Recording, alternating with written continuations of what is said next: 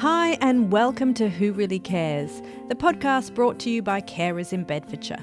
My name is Nikki, and this is a podcast for unpaid carers or anybody who's interested in unpaid carers.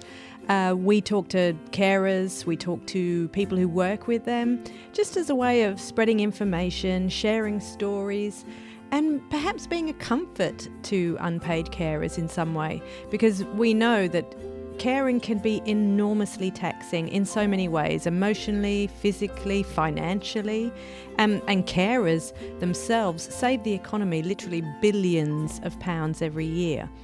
So caring is really important in our community, yet often they feel unheard and undervalued. So we're trying to address that with this podcast. So thanks for joining us. And I think that the more people who listen and the more people who understand what it's actually like, the more chance we have of making a difference and perhaps making it easier for those that are going through it. Anyway, today I'm joined by Lana. Lana is a young adult carer. She's been caring since a really young age. She's caring on her own for her mother. And Lana has an amazing perspective on all of this. She has an amazing perspective on life in general, and I think that really comes across in this chat. I loved talking to Lana because she is such an inspirational young person, and you know, often young people these days they kind of get a bad rap. And Lana will just throw all that out your window because she's something special, and it was a joy to spend time with her. So sit back and enjoy, and I'm sure you will take something away from this really good chat with Lana. Hi, Lana. Thank you for joining me today. How are you? I'm not too bad, thank you. Good, good. So, Lana, you're a young adult carer now, but you started with Carers in Bedfordshire as a young carer. That's right. You care for your mum. Can you tell us a little bit about that? So I've been looking after her since I was about 4 or 5 years old. She's physically disabled because she hurt her back when I was little. So I help her with like physical tasks and then just like emotional support as well. Yeah. And so you started when you were 4. Yeah, Wow. So this is all you've ever known, really. yeah, Yeah. And it's just you on your own, isn't that right? So you don't have any other family members living with you? correct. So it's all up to you. Yeah. And okay. Um, and now that you're currently up in Scotland, but your mum's in Bedfordshire, so now you're remotely caring for her, is that right? Yeah. But I try to go home as often as my schedule allows. Yeah.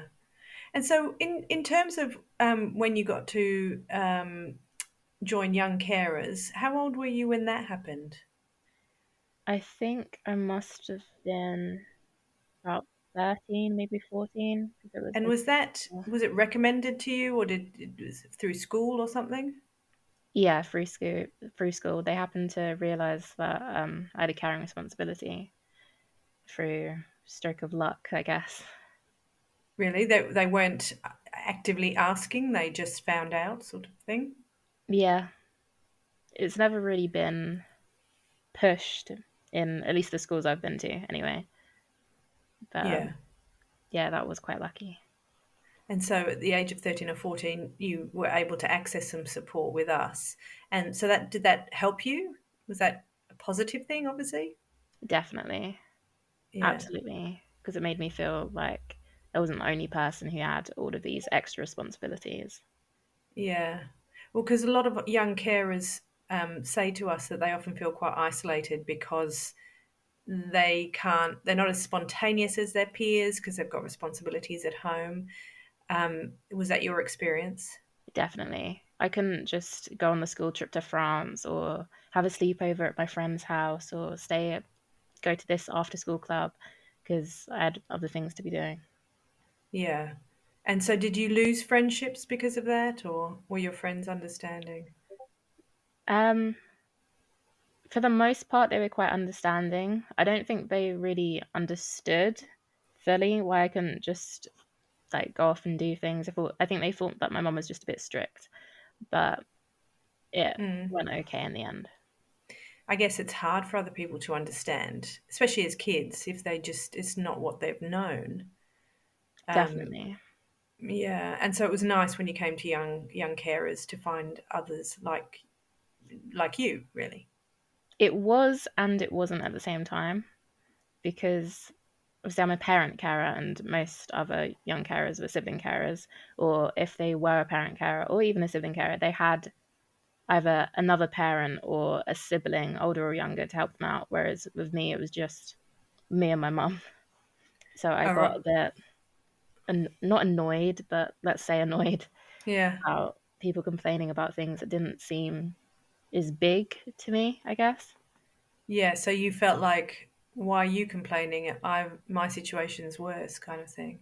Yeah, but then as I got older, I realized that it doesn't really work like that. Like the grass is always greener. Yeah, it's all relative as well, because it all just depends on what you know, isn't it? I mean, because you've been Yeah, doing it since the age of 4 as well, I guess you must have built up a certain amount of resilience to all of this at a really young age. I'd like to think so anyway. Well, I mean, I just think that's inevitable, whether, whatever happens, that you just have to be. So you have to be resilient, therefore you are resilient. And what's it been like moving away then? Has that been a difficult process for you? Um, I think at the beginning it was a bit more difficult, like trying to figure out how things are going to work now. But it seems to be going quite well. Yeah. So Touch do you wood. feel comfortable leaving her? Yes, That's it's good. always a bit nervy to begin with, but then you get back into the flow of it, and Yeah, that's good. And have you got support at university now as well then to sort of help you, because you still got the responsibilities.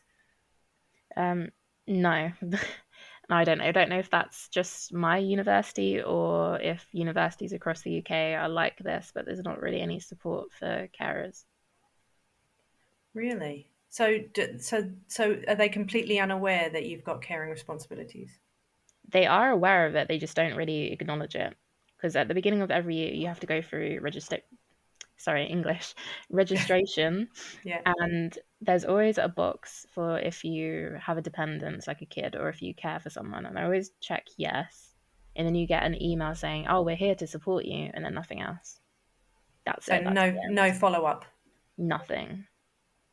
That's bizarre. Why would they bother asking then? I do wonder. I think it's like a legal requirement for them to ask or something, but then they don't do anything with the information, so why bother? And is there a service you could access up there similar to our service then? Like, similar to our service about, carers of Scotland or carers of, I don't know. I applied to join the Central Glasgow Carers Service, but I haven't really heard anything back from them at Okay. all. Thankfully, right Okay. now, I don't really need any extra support. But in the different places that I've been to, and like having friends at different schools, there doesn't seem to be a service quite as well equipped, let's call it, as carers in Bedfordshire. Oh, that's good to hear. That's that is good to hear. But I mean, what would what would make your life easier right now? What would you need, do you think? Just someone to talk to, really, and more leeway with like, assignments and attendance as well, I would say. But So you mostly have just having someone to talk to. so just going back to attendance to help you because you sometimes have to miss stuff.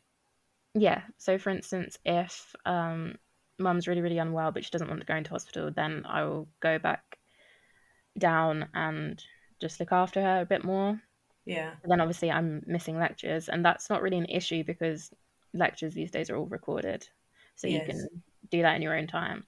But a lot of courses do monitor your attendance, and you get a bit of a snarky email if you drop below a certain threshold. Oh, right. And have you had to explain yourself then? Sorry, I did last year, but my head of year at the time is not very understanding, I guess you could say. Essentially, it's easier to lie. It's easier to lie. So how do you lie? What do you what do you say? Because at the time that you were supposed to be in your lecture, that's when attendance opens. So if you just log on and mark as present, then they don't know that you're not there. And Oh, I absolutely really? hate doing that, but it's a lot easier in the long run. Right, I get it. I get it. So you mark yourself present, watch the lecture later. Yeah, Uh, oh my gosh, that's such a rigmarole for you, though. That's something else to think about, isn't it? When it is. But I think I'm quite lucky in the way that she's quite education focused. So even if I'm down there, then we can, provided she doesn't have a headache or whatever, we can sit and watch my lectures together, which is quite nice. oh, okay, that's good. That is a plus side to being a carer, actually. I What's think that? um, because she's disabled and she's got loads of other health issues, so she hasn't been able to work for quite a while. But that means she's had more time to invest into me, I suppose you could say, and like into my education. So she's always helped me with my homework. She's always helped me revise for my exams, even if that's just talking at her for several hours about stuff she really does not care about. But yeah, always thought that was quite nice. She even learnt Spanish to help me with my Spanish GCSE. Oh, that is so nice.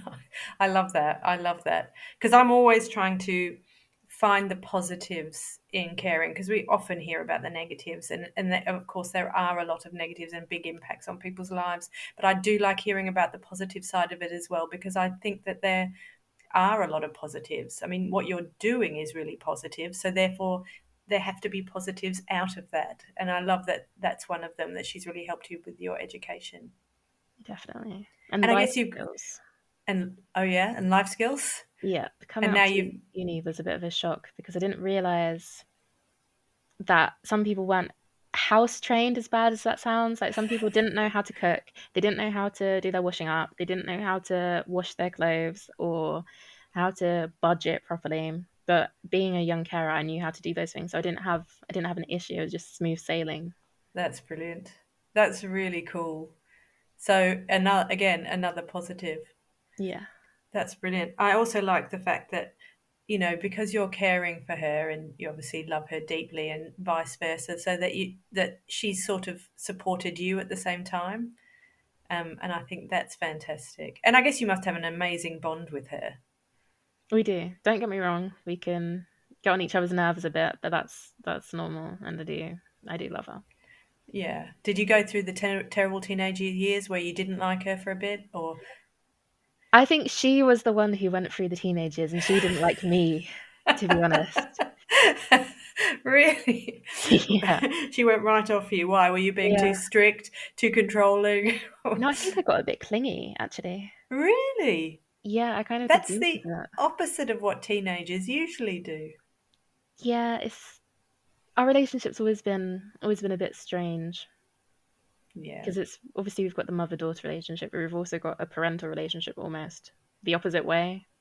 Yeah. So I'm always teasing her about making sure she eats her vegetables and all that stuff. Oh, that's sweet. That's nice. And is she doing okay without you? Um, a mixed bag. No day is ever the same as the day before. Oh, really? Does Yeah. that worry you when you wake up and you think, oh, what's going to happen today? Or, Um, yes and no. I think no because I'm used to it, but yes because that's always something that's in your brain. But then also, she's not going to be here forever. As horrible as that sounds, mm, that's yeah, and it's always drawing closer to the point where she's not going to be here. So I just enjoy the time that I don't have to worry about that. yeah, that's nice. Um, Uh, One thing I've always noticed whenever I've spoken to a young carer is just their level of maturity is always so much greater than their years, and I get a sense of that with you. Like you've really got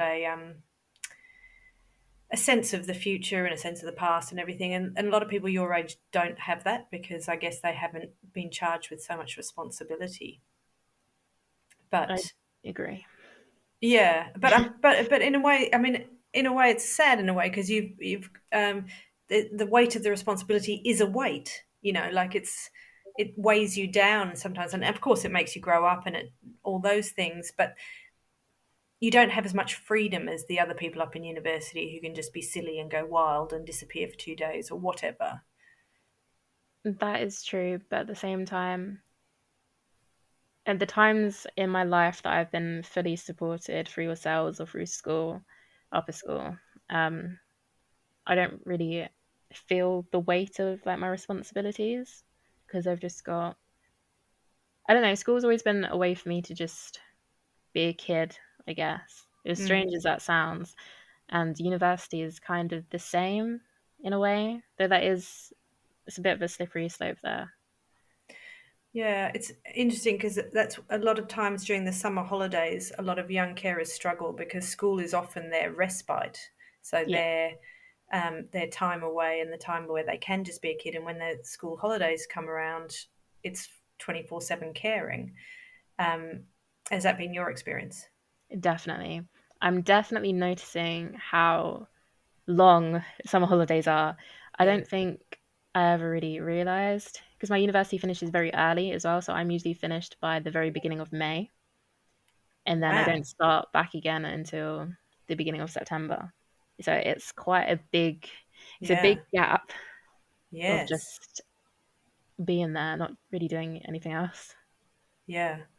And so I suppose you'll be at the stage where when you leave university and you'll be looking for work, which will obviously knock out that time of summer holidays and things. How do you think that's going to go, that transition? Um, to be fair, it's not really.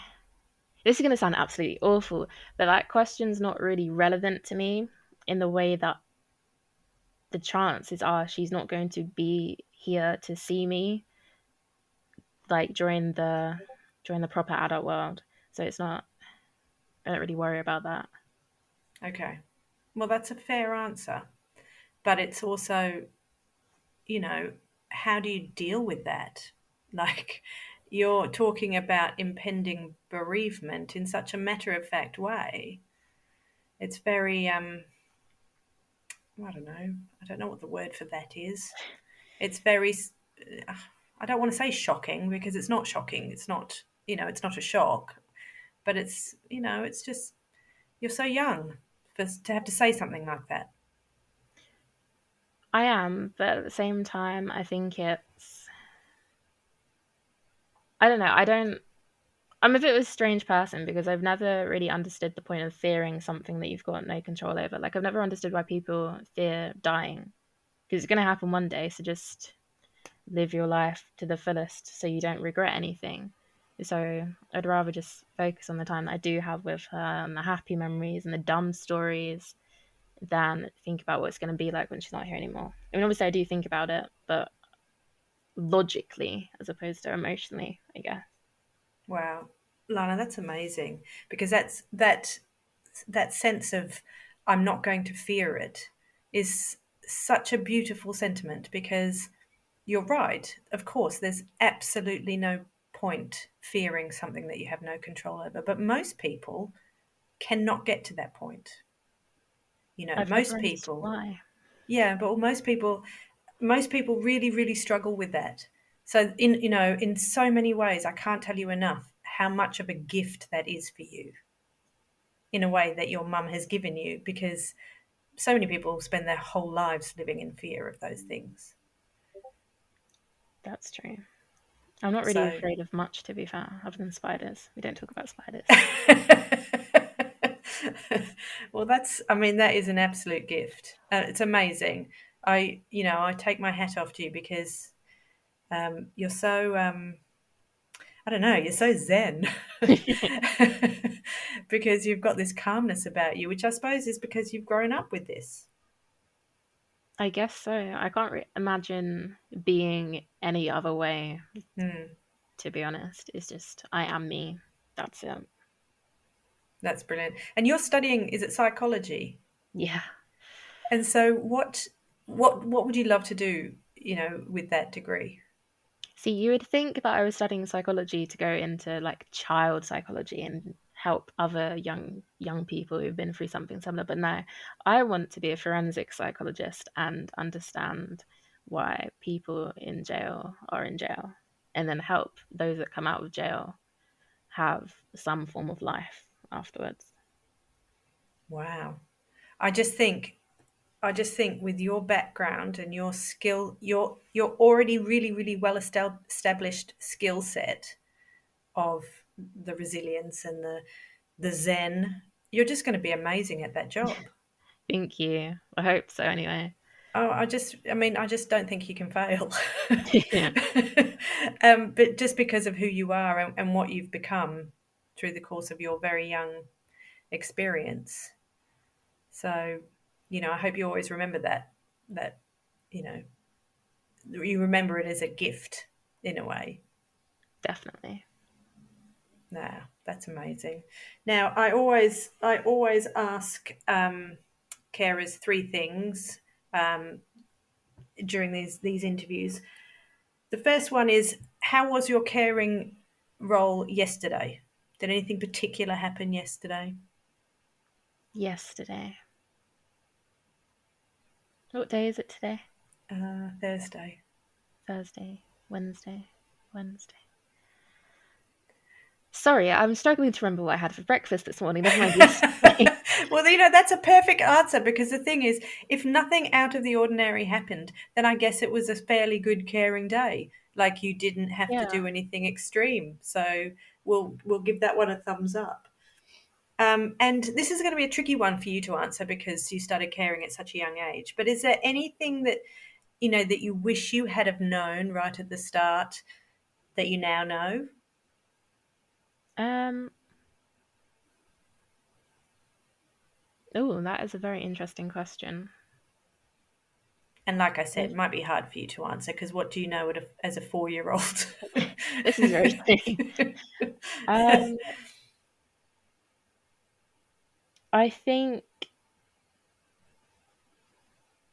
Oh, I'm not sure I have an answer, to be honest. That's fine. I mean, I guess the difference with you, though, is that you're caring kind of, because you started caring from such a young age, there was no sort of start date for you. It grew as you grew, I suppose. So Yes.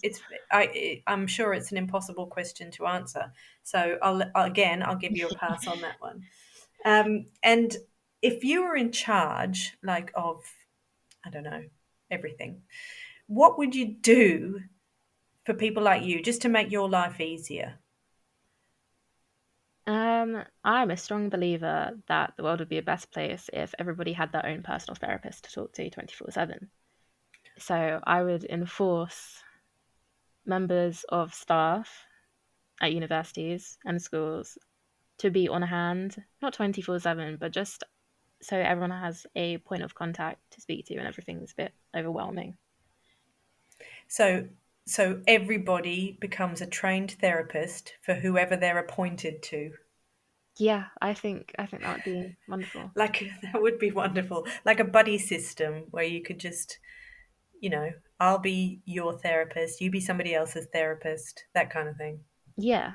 Or even just like a friend app for carers, and you get matched with people who have a similar caring responsibility to yourself. Then that kind of gets rid of the whole minor resentment issues, and then you still have someone to talk to who's in a similar situation to you. That's actually a really, really good idea. I'm going to suggest it to my boss.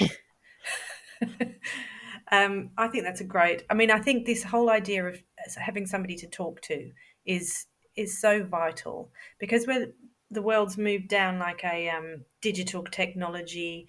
Everything's online. Everything now, it's AI and everything.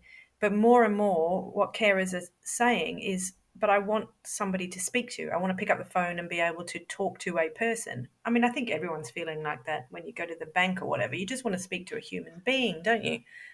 Definitely. But I think that because we're going down that road of less and less human contact, it's actually becoming more and more important. So I think that's a really, really good idea. Lana, thank you so much. I've had such a good time talking to you. because I just feel like you're this calm, zen wealth of resilience. It's just amazing. So, congratulations, really, is what I've got to say to you. Thank you. I just think you're amazing, and I know you're gonna be amazing going forward with your psychology degree and helping other people in any way that you can. Thank you. Wasn't she amazing? She, honestly, I hope that she's lifted your spirits, and that you can take some of what she said forward through your day and the coming days, because she certainly stayed with me.